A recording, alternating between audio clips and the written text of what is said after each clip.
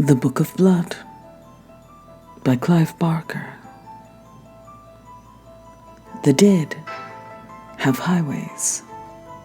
They run unerring lines of ghost trains, of dream carriages, across the wasteland behind our lives, bearing an endless traffic of departed souls.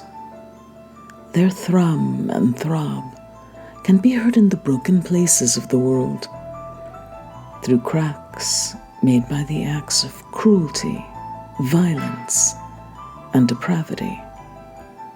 Their freight, the wandering dead, can be glimpsed when the heart is close to bursting, and sights that should be hidden come plainly into view. They have signposts, these highways, and bridges, and lay-bys. They have turnpikes and intersections. It is at these intersections where the crowds of dead mingle and cross that this forbidden highway is most likely to spill through into our world. The traffic is heavy at the crossroads, and the voices of the dead are at their most shrill. Here, the barriers that separate one reality from the next are worn thin with the passage of innumerable feet. Such an intersection on the Highway of the Dead was located at number 65, Tollington Place. Just a brick-fronted, mock Georgian detached house, number 65 was unremarkable in every other way. An old, forgettable house, stripped of the cheap grandeur it once laid claim to. It had stood empty for a decade or more. It was not rising damp that drove tenants from number 65. It was not the rot in the cellars, or the subsidence that had opened a crack in the front of the house that ran from doorstep to eaves. It was the noise of passage. In the upper story, the din of that traffic never ceased. It cracked the plaster on the walls, and it warped the beams. It rattled the windows. It rattled the mind, too. Number 67, Tollington Place, was a haunted house, and no one could possess it for long without insanity setting in. At some time in its history, a horror had been committed in that house. No one knew when or what. But even to the untrained observer, the oppressive atmosphere of the house, particularly the top story, was unmistakable. There was a memory and a promise of blood in the air of number 65, a scent that lingered in the sinuses and turned the strongest stomach. The building and its environs were shunned by vermin, by birds, even by flies. No woodlice crawled in its kitchen. No starling had nested in its attic. Whatever violence had been done there, it had opened the house up as surely as a knife slits a fish's belly. And through that cut, that wound in the world, the dead peered out and had their say. That was the rumor, anyway. It was the third week of the investigation at 65 Tollington Place. 3 weeks of unprecedented success in the realm of the paranormal. Using a newcomer to the business, a 20-year-old called Simon McNeil, as a medium, the Essex University Parapsychology Unit had recorded all but incontrovertible evidence of life after death. In the top room of the house, a claustrophobic corridor of a room, the McNeil boy had apparently summoned the dead. And at his request, they had left copious evidence of their visits, writing in 100 different hands on the pale ochre walls. They wrote, it seemed, whatever came into their heads. Their names, of course, and their birth and death dates. Fragments of memories and well wishes to their living descendants. Strange elliptical phrases that hinted at their present torments and mourned their lost joys. Some of the hands were square and ugly, some delicate and feminine. There were obscene drawings and half-finished jokes alongside lines of romantic poetry. A badly drawn rose, a game of noughts and crosses, a shopping list. The famous had come to this Wailing Wall. Mussolini was there, Lenin, and Janis Joplin. And nobodies, too, forgotten people, had signed themselves beside the grates. It was a roll call of the dead, and it was growing day by day, as though word of mouth was spreading among the lost tribes and seducing them out of silence to sign this barren room with their sacred presence. After a lifetime's work in the field of psychic research, Dr. Florescu was well accustomed to the hard facts of failure. It had been almost comfortable, settling back into a certainty that the evidence would never manifest itself. Now, faced with a sudden and spectacular success, she felt both elated and confused. She sat, as she had sat for 3 incredible weeks, in the main room on the middle floor, 1 flight of stairs down from the writing room, and listened to the clamor of noises from upstairs with a sort of awe, scarcely daring to believe that she was allowed to be present at this miracle. There had been nibbles before, tantalizing hints of voices from another world, but this was the first time that Provence had insisted on being heard. Upstairs, the noises stopped. Mary looked at her watch. It was 6:17 p.m. For some reason best known to the visitors, the contact never lasted much after 6. She'd wait till past, then go up. What it would have been today? Who would have come to that sordid little room and left their mark? "Shall I set up a camera?" Reg Fuller, her assistant, asked. "Please," she murmured, distracted by expectation. "Wonder what we'll get today." "We'll leave him 10 minutes. "Sure." Upstairs, McNeil slumped in the corner of the room and watched the October sun through the tiny window. He felt a little shut in, all alone in that damn place, but he still smiled to himself. That warm, beatific smile that melted even the most academic heart. Especially Dr. Florescu's. Oh, yes. The woman was infatuated with his smile, his eyes, the lost look he put on for her. It was a fine game.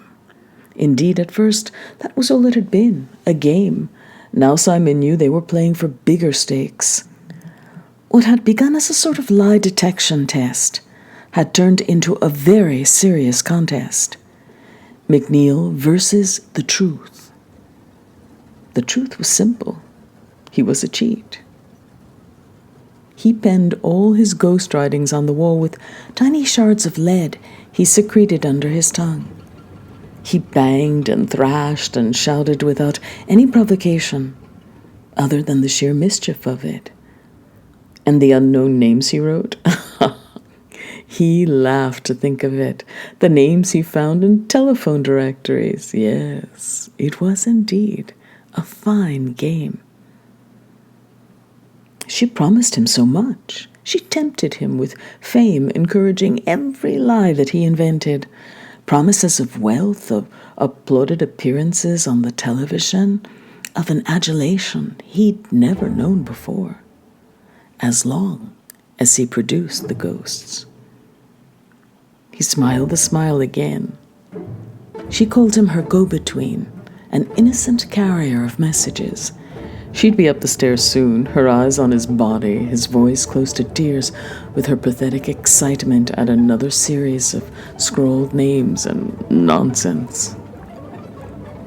He liked it when she looked at his nakedness, or all but nakedness. All his sessions were carried out with him only dressed in a pair of briefs to preclude any hidden aids.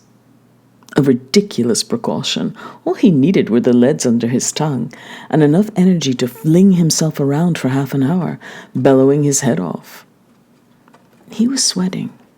The groove of his breastbone was slick with it, his hair plastered to his pale forehead.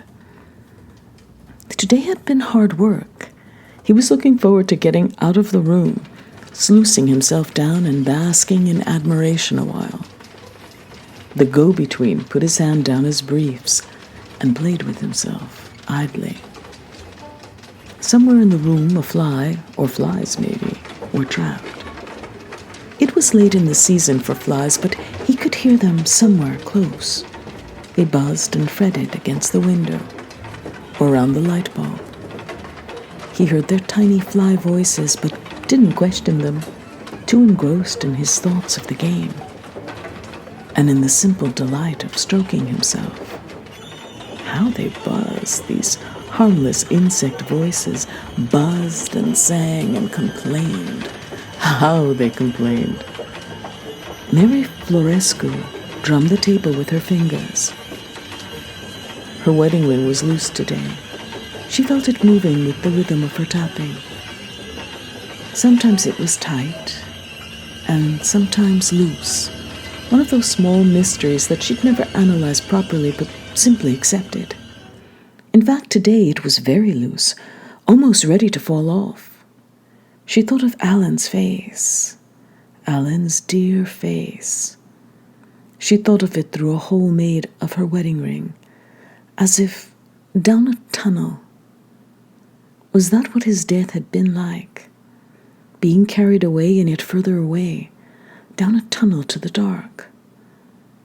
She thrust the ring deeper on to her hand.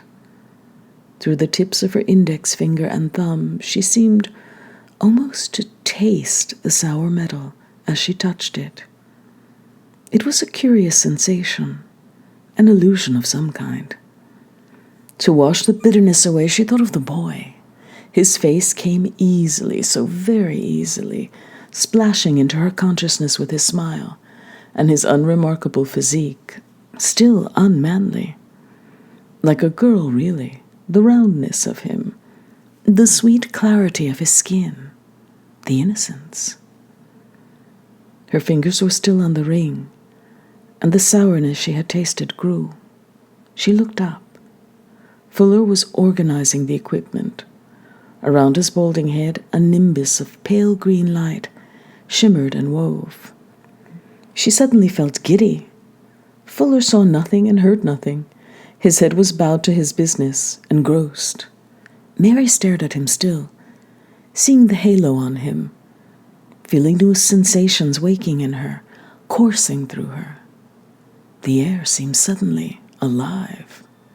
The very molecules of oxygen, hydrogen, nitrogen jostled against her in an intimate embrace. The nimbus around Fuller's head was spreading, finding fellow radiance in every object in the room. The unnatural sense in her fingertips was spreading too. She could see the color of her breath as she exhaled it, a pinky orange glimmer in the bubbling air.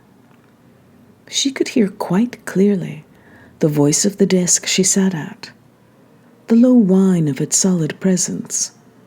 The world was opening up, throwing her senses into an ecstasy, coaxing them into a wild confusion of functions.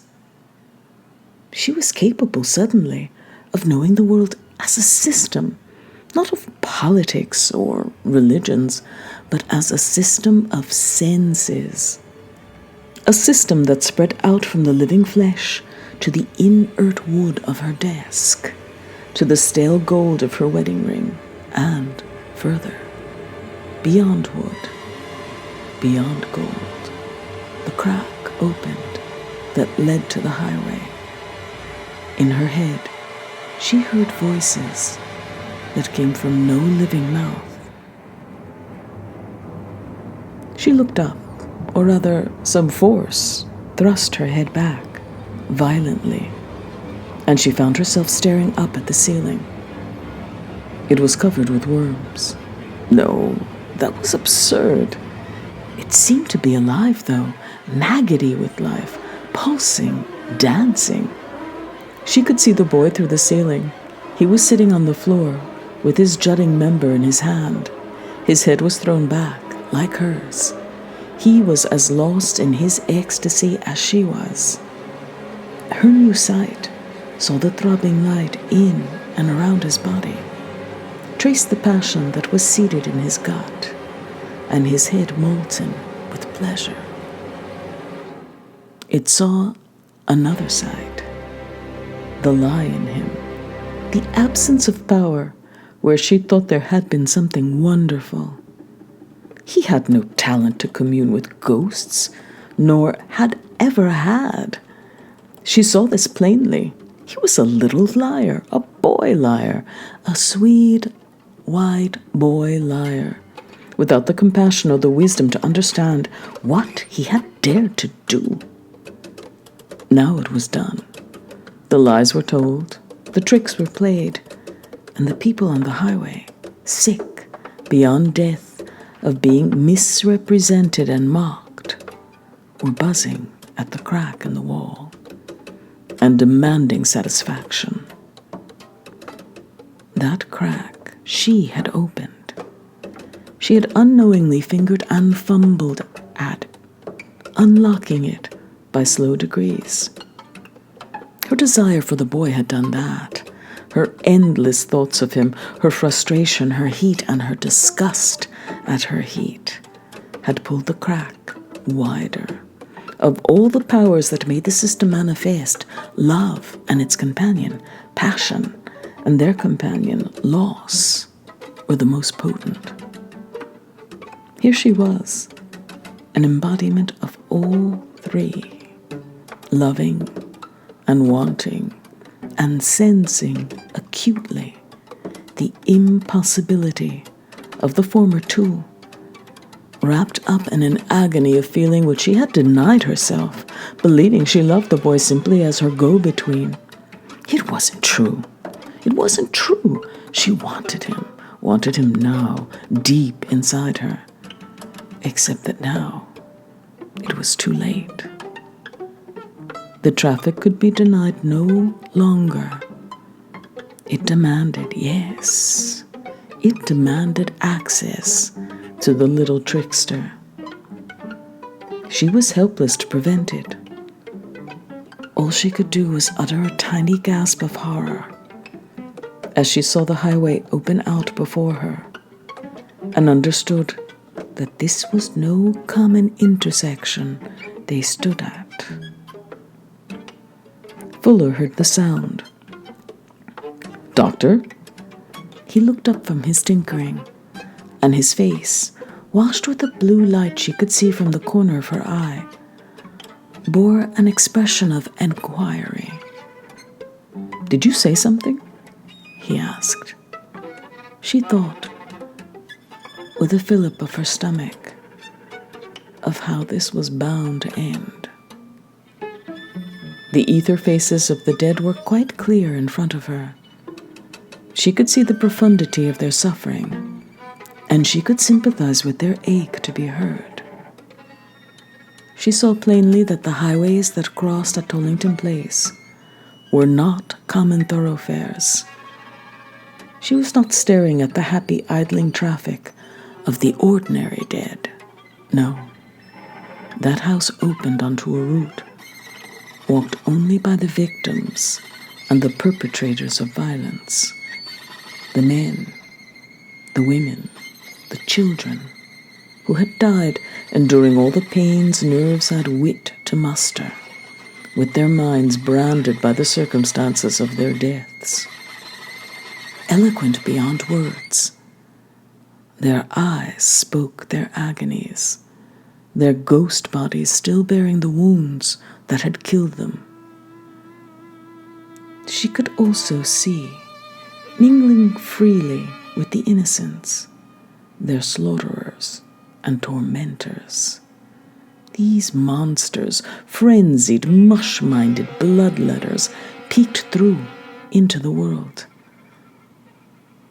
None such creatures, unspoken, forbidden miracles of our species, chattering and howling their Jabberwocky. Now the boy above her sensed them. She saw him turn a little in the silent room, knowing that the voices he heard were not fly voices. The complaints were not insect complaints. He was aware, suddenly, that he had lived in a tiny corner of the world, and that the rest of it, the third, fourth, and fifth worlds, were pressing at his lying back, hungry and irrevocable. The sight of his panic was also a smell and a taste to her. Yes, she tasted him, as she had always longed to, but it was not a kiss that married their senses. It was his growing panic. It filled her up. Her empathy was total. The fearful glance was hers, as much as his. Their dry throats rasped the same small word. Please. That the child learns. Please. That wins cares and gifts. Please. That even the dead, surely, even the dead, must know and obey. Please. Today there would be no such mercy given. She knew for certain these ghosts had despaired on the highway, a grieving age, bearing the wounds they had died with and the insanities they had slaughtered with. They had endured his levity and insolence, his idiocies, the fabrications that made a game of their ordeals. They wanted to speak the truth. Fuller was peering at her more closely, his face now swimming in a sea of pulsing orange light. She felt his hands on her skin. They tasted of vinegar. "Are you all right?" he said, his breath like iron. She shook her head. No, she was not all right. Nothing was right. The crack was gaping wider every second. Through it, she could see another sky, the slate heavens that loured over the highway. It overwhelmed the mere reality of the house. "Please," she said, her eyes rolling up to the fading substance of the ceiling. Wider, wider, the brittle world she inhabited was stretched to the breaking point. Suddenly, it broke like a dam, and the black waters poured through, inundating the room. Fuller knew something was amiss. It was in the color of his aura, the sudden fear. But he didn't understand what was happening. She felt his spine ripple. She could see his brain whirl. "What's going on?" he said. The pathos of the inquiry made her want to laugh. Upstairs, the water jug in the writing room shattered. Fuller let her go and ran towards the door. It began to rattle and shake even as he approached it, as though all the inhabitants of hell were beating on the other side. The handle turned and turned and turned. The paint blistered. The key glowed red hot. Fuller looked back at the doctor, who was still fixed in that grotesque position, head back, eyes wide. He reached for the handle, but the door opened before he could touch it. The hallway beyond had disappeared altogether. Where the familiar interior had stood, the vista of a highway stretched to the horizon. The sight killed Fuller in a moment. His mind had no strength to take the panorama in. It could not control the overload that ran through his every nerve. His heart stopped. A revolution overturned the order of his system. His bladder failed, his bowels failed, his limbs shook and collapsed. As he sank to the floor, his face began to blister, like the door, and his corpse rattle, like the handle. He was inert stuff already, as fit for this indignity as wood or steel. Somewhere to the east, his soul joined the wounded highway, on its route to the intersection, where a moment previously he had died. Mary Florescu knew she was alone. Above her, the marvelous boy, her beautiful cheating child, was writhing and screeching as the dead set their vengeful hands on his fresh skin. She knew their intention. She could see it in their eyes. There was nothing new about it. Every history had this particular torment in its tradition. He was to be used to record their testaments. He was to be their page, their book, the vessel for their autobiographies. A book of blood. A book made of blood. A book written in blood. She thought of the grimoires that had been made of dead human skin. She'd seen them, touched them. She thought of the tattoos she'd seen, freak show exhibits, some of them, others just shirtless laborers in the street with the message to their mothers pricked across their backs. It was not unknown to write a book of blood. But on such skin, on such gleaming skin, oh God, that was the crime. He screamed as the torturing needles of broken jug glass skipped against his flesh, plowing it up. She felt his agonies as if they had been hers, and they were not so terrible. Yet he screamed and fought and poured obscenities out at his attackers. They took no notice. They swarmed around him, deaf to any plea or prayer, and worked on him with all the enthusiasm of creatures forced into silence for too long. Mary listened as his voice wearied with its complaints, and she fought against the weight of fear in her limbs. Somehow she felt she must get up to the room. It didn't matter what was beyond the door or on the stairs. He needed her, and that was enough. She stood up and felt her hair swirl up from her head, flailing like the snake hair of the Gorgon Medusa. Reality swam. There was scarcely a floor to be seen beneath her. The boards of the house were ghost wood, and beyond them a seething dark raged and yawned at her. She looked to the door, feeling all the time a lethargy that was so hard to fight off. Clearly, they didn't want her up there. Maybe, she thought, they even fear me a little. The idea gave her resolution. Why else were they bothering to intimidate her, unless her very presence, having once opened this hole in the world, was now a threat to them? The blistered door was open. Beyond it, the reality of the house had succumbed completely to the howling chaos of the highway. She stepped through, concentrating on the way her feet still touched solid floor, even though her eyes could no longer see it. The sky above her was Prussian blue. The highway was wide and windy. The dead pressed on every side. She fought through them as through a crowd of living people, while their gawping idiot faces looked at her and hated her invasion. The please was gone. Now she said nothing, just gritted her teeth and narrowed her eyes against the highway, kicking her feet forward to find the reality of the stairs that she knew were there. She tripped as she touched them, and a howl went up from the crowd. She couldn't tell if they were laughing at her clumsiness or sounding a warning at how far she had got. First step. Second step. Third step. Though she was torn out from every side, she was winning against the crowd. Ahead she could see the door of the room to where her little liar was sprawled, surrounded by his attackers. His briefs were around his ankles. The scene looked like a kind of rape.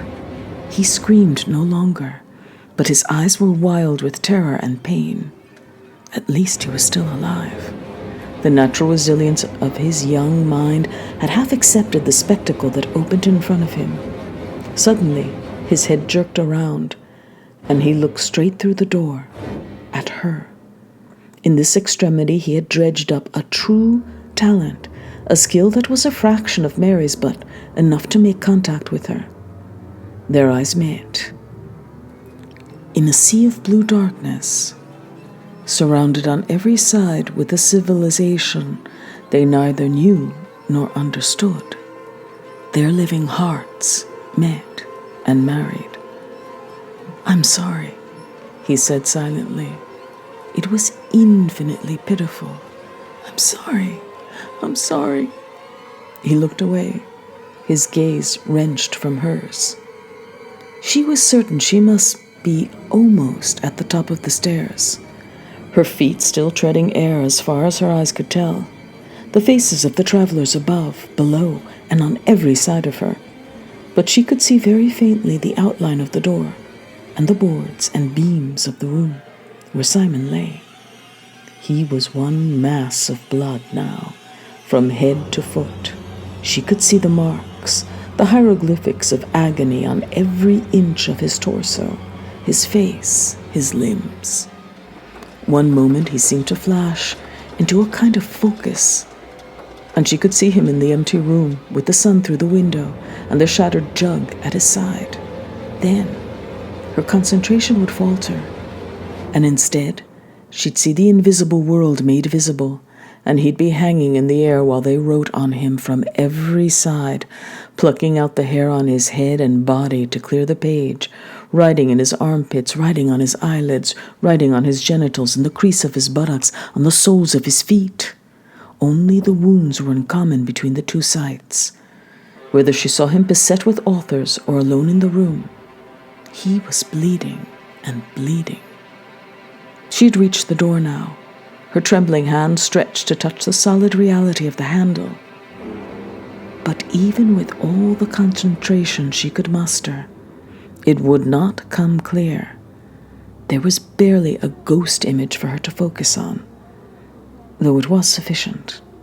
She grasped the handle, turned it, and flung the door of the writing room open. He was there, in front of her. No more than 2 or 3 yards of possessed air separated them. Their eyes met again, and an eloquent look, common to the living and the dead worlds, passed between them. There was compassion in that look, and love. The fictions fell away, the lies were dust. In place of the boy's manipulative smiles was a true sweetness, answered in her face. And the dead, fearful of this look, turned their heads away. Their faces tightened as though the skin was being stretched over the bone, their flesh darkening to a bruise, their voices becoming wistful with the anticipation of defeat. She reached to touch him, no longer having to fight against the hordes of the dead.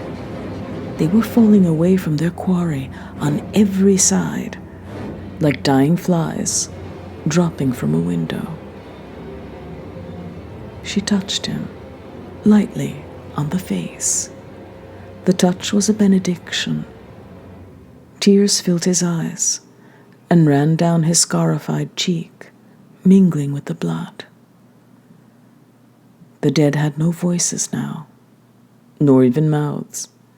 They were lost along the highway, their malice damned. Plane by plane, the room began to re-establish itself. The floorboards became visible under his sobbing body, every nail, every stained plank. The windows came clearly into view, and outside the twilight street was echoing with the clamor of children. The highway had disappeared from living human sight entirely. Its travelers had turned their faces to the dark and gone away into oblivion, leaving only their signs and their talismans in the concrete world. On the middle landing of number 65, the smoking, blistered body of Reg Fuller was casually trodden by the travelers' feet as they passed over the intersection. At length, Fuller's own soul came by in the throng and glanced down at the flesh he had once occupied before the crowd pressed him on towards his judgment. Upstairs, in the darkening room, Mary Florescu knelt beside the McNeil boy and stroked his blood-plastered head. She didn't want to leave the house for assistance until she was certain his tormentors would not come back. There was no sound now, but the whine of a jet finding its way through the stratosphere to morning. Even the boy's breathing was hushed and regular. No nimbus of light surrounded him. Every sense was in place: sight, sound, touch. Touch. She touched him now, as she had never previously dared, brushing her fingertips oh so lightly over his body, running her fingers across the raised skin like a blind woman reading Braille. There were minute words on every millimeter of his body, written in a multitude of hands. Even through the blood, she could discern the meticulous way that the words had harrowed into him. She could even read, by the dimming light, an occasional phrase. It was proof beyond any doubt. And she wished, oh God, how she wished, that she had not come by it. And yet, after a lifetime of waiting, here it was, the revelation of life beyond flesh, written in flesh itself. The boy would survive. That was clear. Already the blood was drying, and the myriad wounds healing. He was healthy and strong, after all. There would be no fundamental physical change. His beauty was gone forever, of course. From now on, he would be an object of curiosity at best, and at worst, of repugnance and horror. But she would protect him, and he would learn in time how to know and trust her. Their hearts were inextricably tied together. And after a time, when the words on his body were scabs and scars, she would read him. She would trace with infinite love and patience the stories the dead had told on him. The tale on his abdomen, written in a fine cursive style, the testimony in exquisite, elegant print that covered his face and scalp, the story on his back and on his shin, on his hands. She would read them all, report them all, every last syllable that glistened and seeped beneath her adoring fingers, so that the world would know the stories that the dead tell. He was a book of blood, and she, his sole translator. As darkness fell, she left off her vigil and led him, naked, into the balmy night. Here then are the stories written on the book of blood. Read, if it pleases you, and learn. They are a map of that dark highway that leads out of life towards unknown destinations. Few will have to take it. Most will go peacefully along lamplit lights, ushered out of living with prayers and caresses. But for a few, a chosen few, the horrors will come, skipping to fetch them off to the highway of the damned. So, read and learn. It's best to be prepared for the worst after all, and wise to learn to walk before breath runs out.